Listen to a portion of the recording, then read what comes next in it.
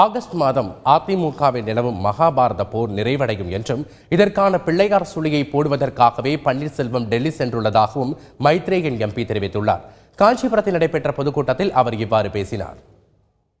அண்ணன் ஓபிஎஸ் அவர்கள் தலைநகர் டெல்லியிலே இந்திய குடியரசுத் தலைவர் அவருடைய பதவி பிரமாணத்திலே கலந்து கொள்கிறார். அண்ணன் ஓபிஎஸ் தலைநகருக்கு செல்கிறார் என்றால் அதில் முக்கியத்துவம் இருக்கிறது. பொதுவாக முதலமைச்சர்கள் தலைநகர் டெல்லிக்கு சென்றால் அவர்களுக்கு சம்பிரதாயமாக வரவேற்பு கொடுக்கப்படும். அவர்களுக்கு பல்வேறு டெல்லியில் இருக்கக்கூடிய அமைச்சர்கள், பிரதமர் உட்பட அனைவருமே அவர்களை வரவேற்று மரியாதை கொடுப்பார்கள்.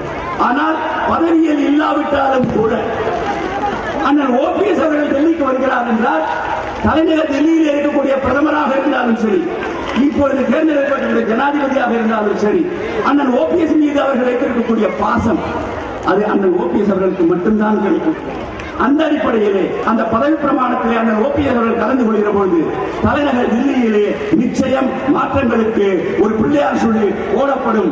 அதனுடைய அடிப்படையிலே ஆகஸ்ட் மாதம் மகாபாரத போர் முடிவுக்கு வரும். அந்த போருடைய வெற்றி என்றைக்குமே பாண்டவர்களுக்கு ஆதரவாகத்தான் இருக்கும். அந்த பாண்டவர்கள் இங்கே மேடையிலே அமர்ந்திருக்கிறார்கள்.